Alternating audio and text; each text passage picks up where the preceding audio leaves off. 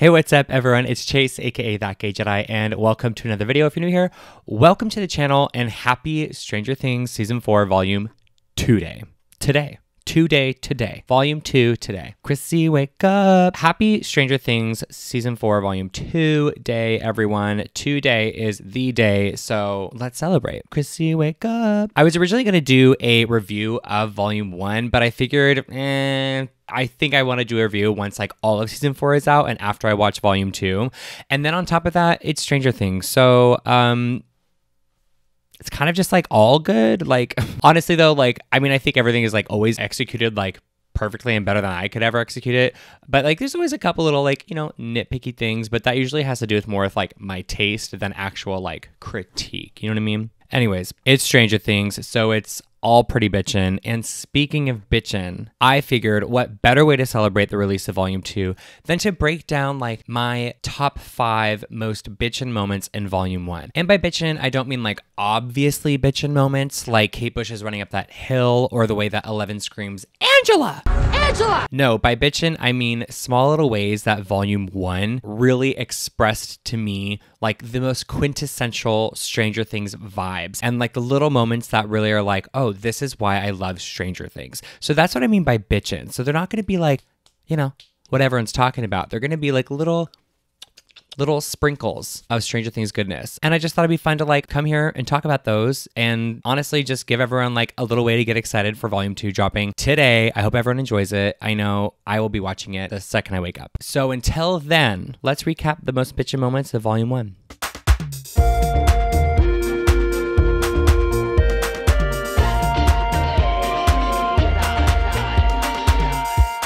Our first bitchin' moment from Volume 1 has to be in Episode 3 when Nancy is talking to the police after Fred's murder by Vecna and basically sees the Hawkins crew roll up in the car and the relief that she's like you could just see the relief wash over her as she sees the Hawkins crew roll up. And this is the team that's going to hang out, you know, and work together the rest of the season.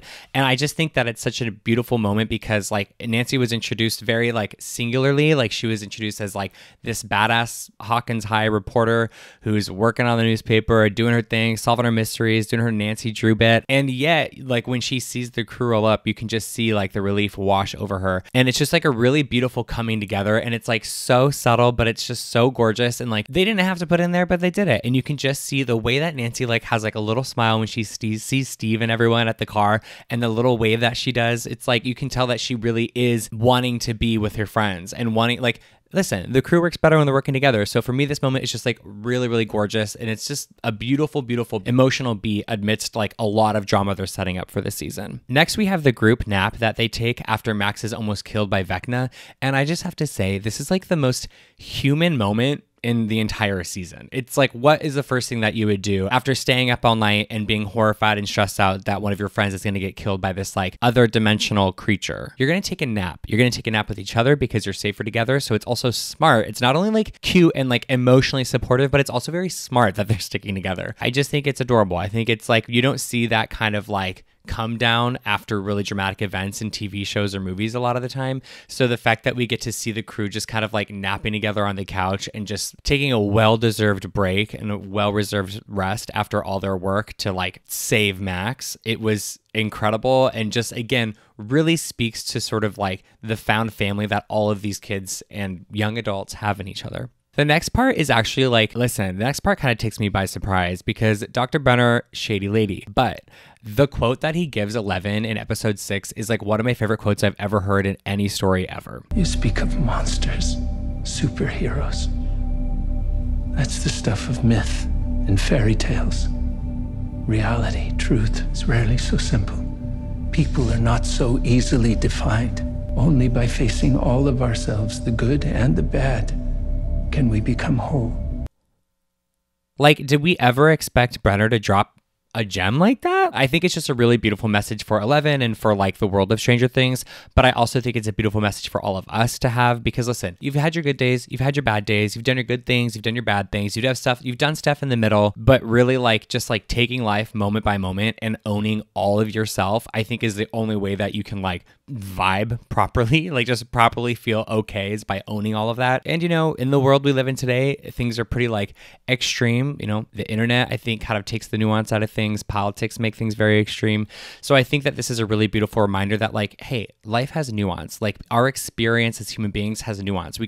Multiple things can exist at the same time. We can feel multiple things at once. We can be good, we can be bad, we can be somewhere in the middle, we can be all of it. I love Eleven, and I think this quote is such an amazing moment for her, and I can't wait to see how she like embodies that moving forward. Next, in episode 7, we have the magic with like the lights and the upside down and the use of the light bright, and then like all the kids riding bikes together at the same time. And what I love about this moment in this episode so much is that we really see like the kids act pretty like adult like, and we see the adults act really childlike. And I think it's such a beautiful thing. And again, quintessential Stranger Things, right? So you have like these kids being really smart and putting everything together. You get Lucas, Erica, and Dustin like putting everything together. And then you have all like the older kids of Hawkins being like, just like childlike wonder, looking at how pretty this like magical light dust is in the upside down and how they're using it to communicate to the Hawkins crew. So I thought that was just such a beautiful, beautiful moment. And then again, listen, like what's more Stranger Things than riding bikes, right? And then what's more Stranger Things than riding bikes at the same time on the same plane of physical existence in 2 different dimensions at the same time? Listen, it's quintessential. It is Stranger Things. It is Stranger Things Season 4, Volume 1. And it's one of my favorite moments. And for our final bitchin' moment of Volume 1, I gotta say, probably the most emotional. I just love that it's Eleven's biological mother, Terry. It's her love for her daughter, Jane, that sort of like is able to give Eleven the power that she needs to fight off One, or Vecna, and to like cast him away and win the day. I think that it's just a really beautiful lesson of, it's very Star Wars. It's very Star Wars. It's drawing on the light side rather than the dark side, and it's showing the power of love. And for me, this is like so Stranger Things,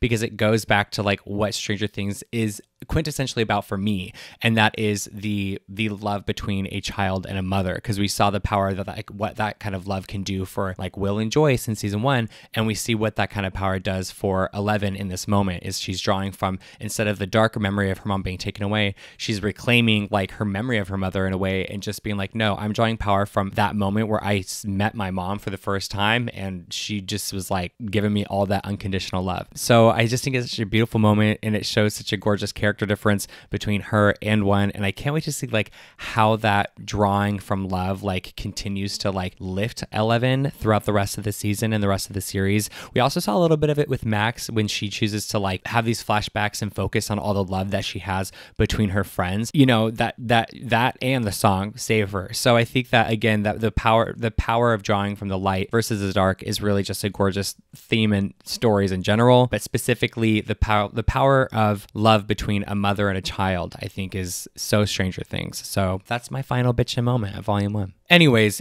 listen, this is a short video. It's just for fun. It's just to say hey. It's just to say congratulations, and just a way to sort of like recap some of my favorite intimate, smaller moments in Volume 1, and also to celebrate the release of Volume 2 today. And I hope everyone has the most amazing, epic plans to watch it, and I hope everyone loves it. I'll definitely come back and do a little bit of review on Season 4 once I get Volume 2 and once I sit with it for a little bit. But yeah, let me know in the comments down below. I want to know your favorite, most bitchin' moments from Volume 1, and then, hey, maybe we'll do it on Volume 2. We'll see. But those are my bitchin' moments. If you like the video, please click the thumbs up and consider subscribing to the channel, because I do put out queer nerdy content on the regular. Thank you so much for watching. It really means the world to me, and may the force be with you always.